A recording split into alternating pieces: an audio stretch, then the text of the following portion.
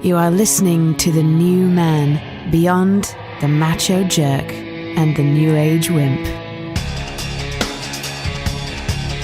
Your host is men's coach Tripp Lanier.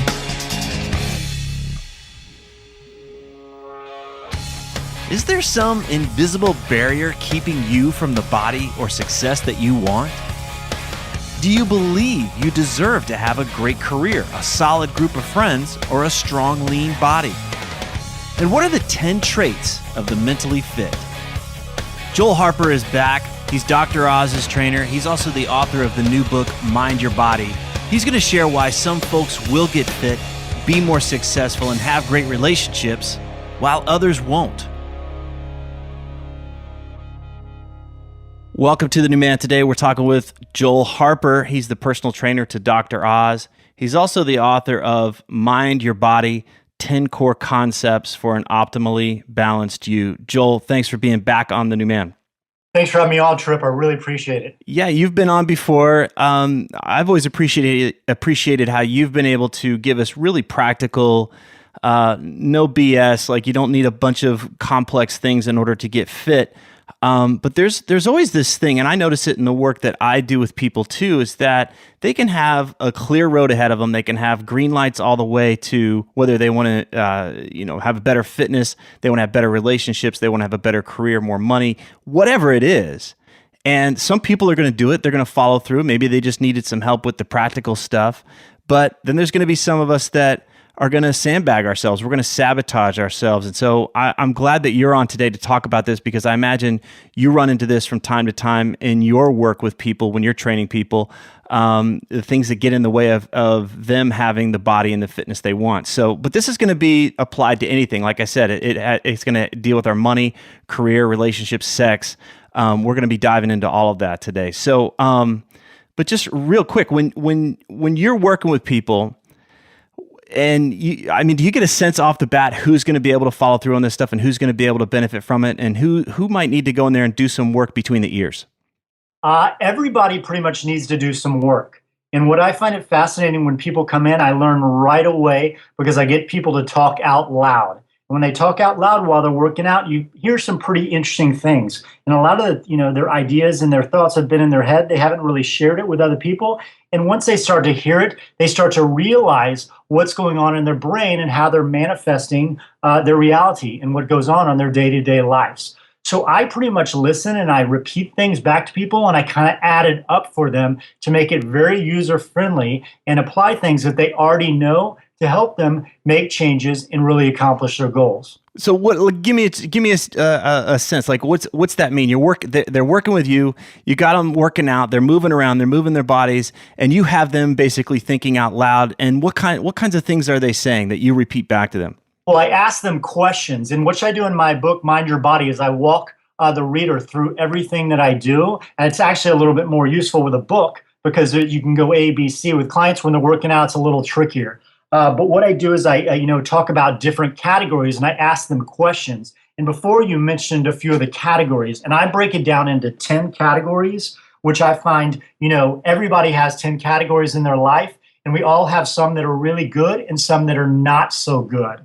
And so that's when people start talking, is I realize which categories, make them feel a little bit unsettled and not happy with their life. I'm going to run through those categories real quick just so they're on the same page. Okay, do it. It's fitness, nutrition, family and friends, nest, where you live, your spiritual condition, work, attitude, finances, hobbies and interests, and lastly, your dreams.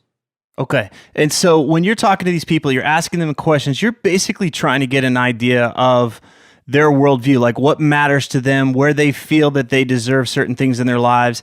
And it's not just whether I have low self-esteem or high self-esteem. It's not just a blanket thing. It's going to be different in different areas where it might emerge that, hey, I'm totally cool with having a high level of this in the area of where I live or in my family and friends, but I may be self-sabotaging when it comes to my fitness and nutrition, those types of things. Is that right? Exactly. Everybody I know has high self-worth in one category and not so good in other ones. And that's what I talk about with Desiree in the book and with Barry in the book. Let's go through Desiree's story. Tell me about Desiree. Desiree it was a very interesting client. She came to me and she traveled a lot for work. She had a very successful business. She was very focused on fitness. She really worked out really hard. She traveled all over. She stayed in amazing hotels. She wouldn't stay in anything but. And when she came here, she was like, yeah, I'm having these problems with my workouts, blah, blah, blah. And she explained her workouts. And I was like, you're very consistent. Every time you're in a hotel, you find out about the gym. You work really hard. So I started asking her about her other categories. And when we got to nutrition, it was very subpar. And so what I do with my clients is I ask them about these 10 categories to find out what they're doing really well and what they're not doing really well. Everybody has one, as I said before, that's great and one that's not so good. And what I do is focus on the ones that they're doing really well, and I talk about it and why they do so well, because that means to me they already have high self-worth, a high deserve level in that category.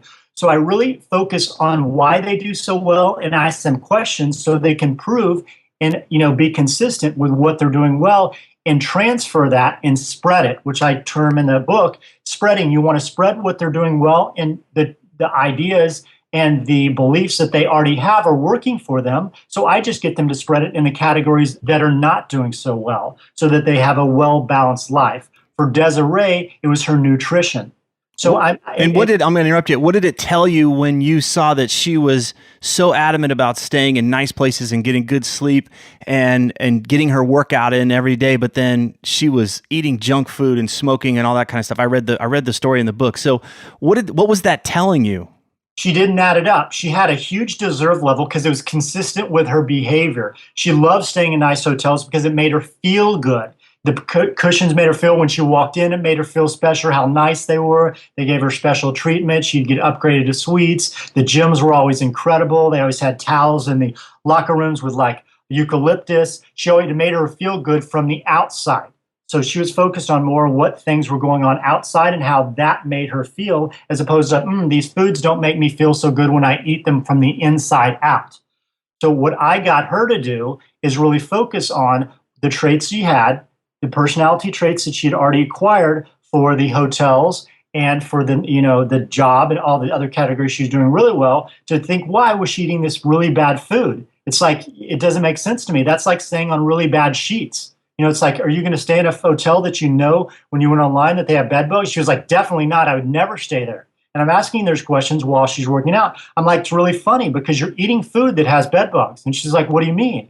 And I'm like, your level of food is horrendous. It's like, it's a 1. It's really bad. But that's like, to me, saying, I have really low self-worth. I stay in these really bad hotels. I wear really bad clothes. Even though I have the money, I don't feel like, I can go into a designer and buy really nice clothes to a party. I always have my shoes hurt my feet. That's what you're telling me. And she was like, I never looked at it that way. And I'm like, yeah, when you go to a buffet, and she was like, I did choose this. And I was like, so you'd miss out on the hummus and all the vegetables? She was like, yeah, I wouldn't go for that food. And I was like, why? She was like, I just don't think of it. I just go for the other food, because I know it tastes good and I know I'm going to like it. And it's interesting because it's such a powerful, there's a sense of authority here. You could easily become the bad guy, which is, here's what you should be doing, Desiree, and she could push back on that. But what's happening here is you're saying, look, you obviously care about yourself, and you care about yourself in these ways. So why would you do this other thing where it hurts you? And it counteracts you. But she already knew what she was doing, and she was doing it anyway. So I just got her to add up and look at things a little bit differently. So now I got her to look at the buffet as hotels. So when you go to a buffet and when you go to a menu, look at it like hotels and look at it like different hotels. So here's the Motel 6, here's the Mandarin Oriental, here's, this hotel that has, it's bed bugs where, right. It's like a dump that you pass on the side of the street. Look at it like that when you go to buffet. That's exactly what you're doing with hotels, and you're choosing the most amazing food on the buffet with your hotels. Just look at that. And she shifted her perception of what she already knows and looks at the same thing, a menu, completely differently now. She's like, I would never stay in this bad hotel, so I'm not going to eat this bad food. Right. I think that's the part that says, "Hey, I matter." So therefore, what I put in my body matters. And I matter means I get the best hotels. I matter means I do my workout every day. It's just aligning those things. Well, why would I not? Why would I, diminish myself by putting this crap into my body? Exactly. And I get all my clients to really understand what deserve level is. And to me, it is a rating of your self-worth, your self-respect, and your self-esteem for a given category in your life. It is the blessing or permission you give yourself based on what you believe and you think you deserve in life. And in those 10 categories I mentioned before, it's amazing to me. Hugely successful people have one category that's not doing so well. And what it does, Tripp, is it throws off their whole life. They have this sense of emptiness that they feel unsettled. So I have some hugely successful clients that don't have friends. They do great workouts and feel unsettled their whole life because they worked so hard, they did so well, and they never took the time, which they did for their career. They put in the time to get that successful. It didn't come easy. They didn't put in the time to create really good friendships. So I get them to say, you know what, on Tuesdays and Thursdays, you cannot work past 5 o'clock. If you want to have friends, you got to get out of there and, go join a sailing club, go play tennis, go play basketball. Otherwise you're a very limited and boring person. People who aren't balanced are very boring. It gets old after a while if they have complete categories that aren't doing very well. And when they talk to me, I just cut them off. Yeah, and I think it's just one of those things where this is one of the ways that we receive. So many of us, especially the high performers, a lot of people that I work with are just go, go, go, and they can create a lot of stuff, but it's outward. It's always pushing outward, and it's a challenge for us, and I'm raising my hand. It's a challenge for us to receive. It's a challenge for us to allow the good things to come back into our life, whether it's how we treat our bodies, the people we surround ourselves with, just that ease to like, hey, you know what? I do deserve to be able to go out and go sailing this afternoon or go have some fun this weekend. That's more of the challenge, it seems, for some of us. So you have another story about a guy, Barry. It kind of touches on this, how things can get so out of balance here. Tell us about Barry. Yeah, Barry was a referral to me, and he's like hugely successful in the movie business. He's amazingly talented. And the first few sessions I went to him, he didn't show up for the sessions. I went there, they paid me, and I left. I sat there for half an hour, and they came in and apologized for him not coming in. And I knew if he wanted to be there, he could. If you're that successful, if you want to get out of a meeting, you can easily get out of a meeting. But I knew for him, he had a very low deserve level in what he looked like and what his body was. So the third session, he showed up, and he started a mile a minute talking, jabber, jabber, jabber, and there's all this noise going on in his head. And that's when you get into my book, there's core concepts there. And there's 10 core concepts that I think all this builds on, the foundation. And one of his is he had a huge amount of noise when it comes as to what his body was and what his workout plan was. So I sat there and listened for a little bit, and I knew it's not going to get us anywhere. So I cut him off, and I really got him to focus on what he wanted with his fitness program and how he was going to get in good shape. And he's like, people look at me like I'm a fat pig. I can't fit in any clothes. It's embarrassing, but I don't take time to think of it because I'm focused on my career. I channel that, that anxiety into my career. And I'm like, that's great, but you're hugely successful. On my scale, you're, in the hundreds on a 1 to 10 scale. You've blown it out. So it's not like if you cut back a few hours to work on your fitness and your health, which will make you live longer, it'll give you more energy, you'll be less tension-free, your back won't bother you. And I gave him all these positive things, to get in shape and do that, but you have to, cut back on your work. And I guarantee you nothing is going to be sacrificed there if you do give yourself a few hours. So I, got him to commit to that. And I got him also to commit to not trying to be a 10. Most people start them and they want to do their best, which is great, but some people just, it's not in them. So I got him to move from a 0 and a 1 in fitness up to a 4. So it makes him feel more balanced and more centered and more controlled in his life. So he doesn't work out. Some of my clients work out to 10s every time. He works out to a 4, and it's getting him in the process of the routine of feeling better, looking better, and feeling better about himself, which is what I tell people, if your hobbies is a 0, and it makes you feel a little, just do it one day. We try to get it up to a 1 or a 2. Just kind of push it in the right direction with time. You'll enjoy doing it. You'll see what it feels like to either treat yourself to massage, take a tennis lesson, how you get better, and then you'll let it kind of absorb into your system. And that's how I get people to make results. I think that's a really powerful. There's a really interesting point in here, which is when I'm working with people, they can be really excelling in that one area, like their business, and they like that. That's the one area where they shine. They don't like to see themselves struggle. They don't want to see themselves anything less than 100, right? They don't want to see themselves as a 4. They don't want to recognize that in a certain area of their lives that they're a 1 or a 2, and so they just start to avoid it altogether. But as you see, it starts to take a big toll, especially if it has to do with their fitness or even their relationships and their lives. So exactly. Tripp, on that point you just made, a lot of those people who do really well in one category, which is everybody. I have some friends who are very unsuccessful, but and their friendships, they're a 10. They have amazing friendships. They're going on amazing trips and doing really some interesting things. But what I tell people is to create balance and to feel better in all these categories is we're all perfectionists on something. And you don't have to be perfect in everything. So a lot of those guys you were just talking about that you deal with are perfectionists in their work and they've done great jobs. But when it comes to other categories, they have to settle for a little bit less. Otherwise, they get frustrated and they don't come back. So they focus more on the frustration and the feeling of being frustrated and not being a 10. And that overrides their feeling of, oh, my body's less tension free. Oh, I lost a pound here. Because they focus more on their frustration and they less likely do it because they think they deserve more than a 4, when you know what? Sometimes you're only going to get a 4 if you're not going to put in the same amount of effort that you did in your 10 category. Yeah, they've got an image of themselves. I'm a high achiever. I'm at this level. Anything that clashes with that is really uncomfortable for them. And I think I think we start to have a lot more fun when we get over ourselves and just recognize, look, my fitness is important to me, or my relationships are really important to me. And you know what? That's an area where it's time for me to learn how to develop and be a beginner again. Am I willing to go in there, get over myself, and maybe not be the 100 or the 10 that I like to be, and just start with where I am and work from there. But if I've recognized if the guy's not willing to get over himself, he's going to have a really hard time. But the guy that's curious, the guy that wants to learn, anything's possible for him. Exactly. Yeah. Beautiful. Well, I love this book. It goes through so many other things. It's very practical. You've got the great plan in there, and you're taking into account these powerful mental core concepts. Let's talk about some of the things that you like, kind of the mindset shift that you've got as well. I'm always interested in the things that get us over that hump, that get us motivated. That seems to be the hardest part. Is like, yeah, of course I'd like to get in better shape, but how do I get motivated? That's a little different than whether I deserve it or not. What helps some of the people that you work with get motivated?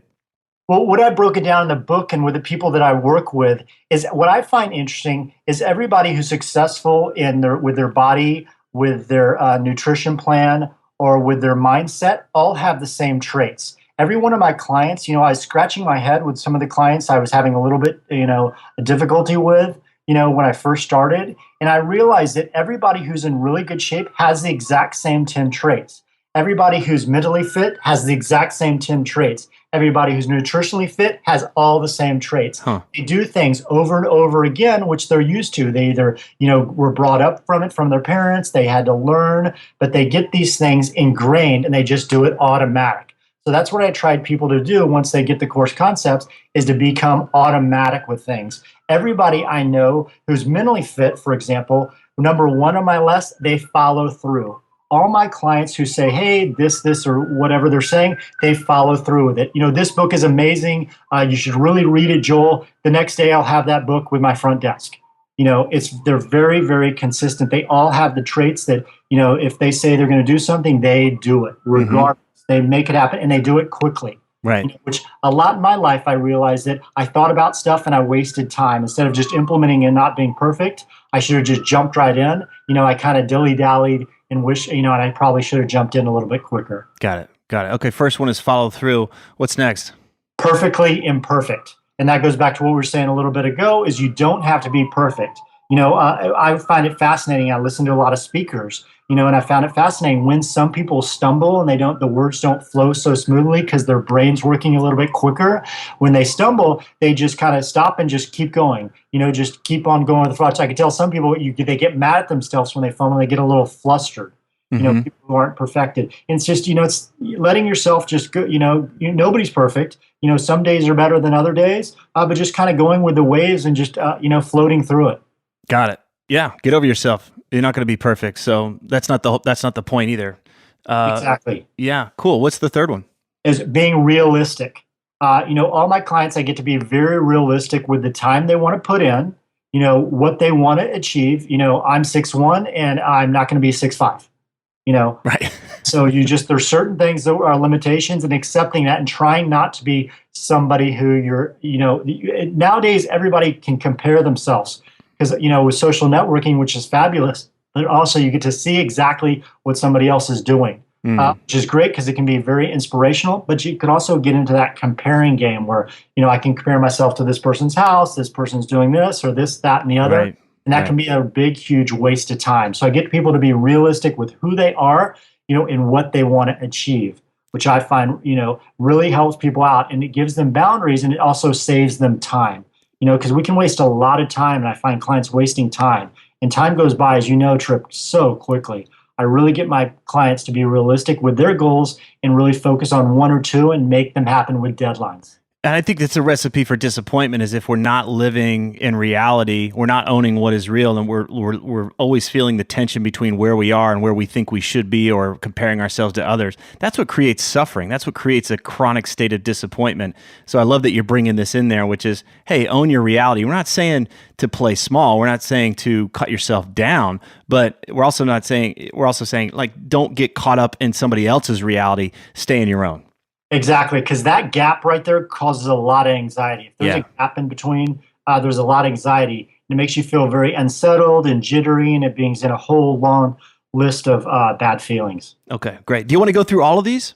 Whatever works best. Like, in the next one is curious. Okay. All the clients I know are very curious about what's going on in their reality and in their world because it makes them become smarter. They ask questions. They're not know-it-alls at all. They always think there's something new for them to learn, which, as you find is, you're a very curious person, which is great. Yeah, well, I think that's the part of it is if we're not curious, I always think we're being defensive. We're trying to push information away that might be threatening to who we are. So I always welcome that curiosity. What else is possible? What can I learn? How can I become better? The only times I'm not curious is when I'm defending something. I'm scared. So I think that's a huge part of it. I always love to see leaders and people that I admire be really curious too. Yeah, and it's just fascinating what people, questions people ask. I find, a lot of people don't ask people they know really well questions. So with my clients, I'll have them do a position they have to hold, and they have to come up with 3 questions that they want to ask people within the next 24 hours. So it kind of stimulates their mind. And what I do with all my clients, Tripp, is, we talk, but they always have to exercise while they're working out. And some of them at times they have to hold positions until they give me a correct answer for them. What that does is it gets them to move into their mind and out of their body. So their mind gets in a way a lot of the times. And it distracts them and draws energy from the muscles that could be doing much, much more. So with my clients, I can get them to achieve amazing things by using their mind power and distracting them, as well as moving into the burn so that they can get a much better workout and achieve their goals faster. Wow, that's fascinating. That could be a whole interview right there. What's the next one, number 5? Is being empathetic. A lot of people, become self-centered and self-absorbed. And with all my clients, I get them in being, friendly to the client they pass in front of them, the client they pass after them, having empathy for people. I get them to talk about their works and, all the people they work with and how they can be better employers, employees. And it makes a huge difference because it makes them feel better about themselves. Because then when they're in situations, they don't react so quickly. They ask questions. They move to the one before, being curious, so that they can understand. And then usually, oddly enough, they save time because they learn about people around them quicker so that they can strategize and, use that person's talents and weaknesses to, their job's advantage. And that leads you right to the next one, which is being a team player. Exactly. And being the team player where it's at nowadays, it gets so, I deal with a lot of different people, and you can just tell the people from the beginning who aren't team players, they're looking out for themselves. And that to me is a huge turnoff. And so I chip away at that personality really quickly because I'm a big team player, and it makes such a difference. Yeah. Okay. And we could have a lot of fun with that one. I'm just imagining you chipping them away. I do your videos and they're hard. Yeah, I can feel berated from that. So I can imagine being in the. I'm big on wasting time at all when it comes to workouts. Yeah. Okay. Number 7. What's that? is always being prepared.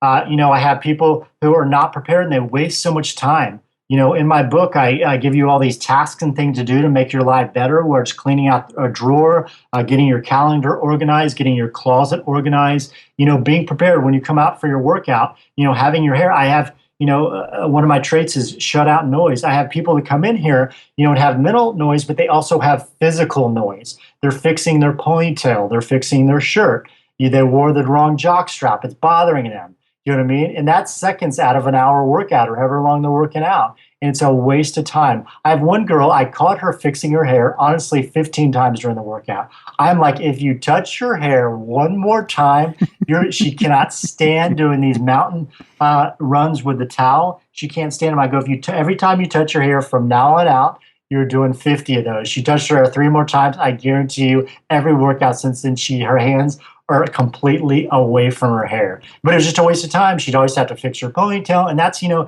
add that up in a workout, that's, she takes her 30 seconds. That's 7.5 minutes right there. I'm glad you brought up the noise thing, because and the same thing here is like your sessions aren't free. So it's, what are we doing to take away from what matters to us, right? I'm invested in this workout with you, Joel, or I'm invested in whatever it is that I'm doing. Why would I allow noise to come in and distract me? Why would I allow anything to come in my hair or anything to get in my way? So I want to start to eliminate those drains and then focus on what truly matters for me. These little subtle ways throughout the day that we sabotage ourselves over and over again, when we could actually put the wind at our back. Exactly. And those little things drain your deserve level for that category. So it's at fitness, that's 7.5 minutes of her time. That's, a couple hundred calories right there that she could have been burning. That's, one exercise that she could have done for her triceps, and it just slows her workout down. And, instead of, 5 workouts, she could have been doing, 4 workouts. Right. It's wasted time. It's wasted my time too. Yeah. So I really get, my clients to really be aware of what their mind is doing, and always when you go into meetings, so you're not frustrated, because a lot of people leave meetings and are like, oh, I should have done this. I could have, should have, would have. And I'm like, in my head, think ahead of time, go in there prepared. Got it. All right. Big difference. Number 8 is exceptional recall. I find my clients who are at the top of their field remember everything, and it comes with, following through. They recall stuff. They remember it and they follow through with it, and they are very, very, on numbers. I have a couple of people in the music industry. They study what's in their field, and they know. If you ask, what Katy Perry's last album does, they know that numbers. If you an actress, she'll be like, oh, this person made this. I want to do this. I want that. They look at what's going on around them. They remember it, and they study it so that they can become the best of the best. Got it. Okay. That's really important. It's like, am I engaged? Am I actually here? Am I in touch with what's happening? In your industry and what you're doing. I asked some people questions. They're like, what? I've not heard of that person. And I was like, they're in their same field. They have 2 best-selling books out. Mm-hmm. It's like knowing what's going on in your world and in your environment, just seeping that knowledge in, and recalling it and using it to help out with stories and help, out with your workouts. It's amazing how I can get, my clients to apply, what they know in their business. I'll have clients say, hey, can you give me the top artist while you're doing this position who made the most money, this past year? And it's amazing how some clients in their industry can just bang those names out 10, and then, another one be like, it's fascinating. Huh. Wow. All right. Number 9 is forgiving.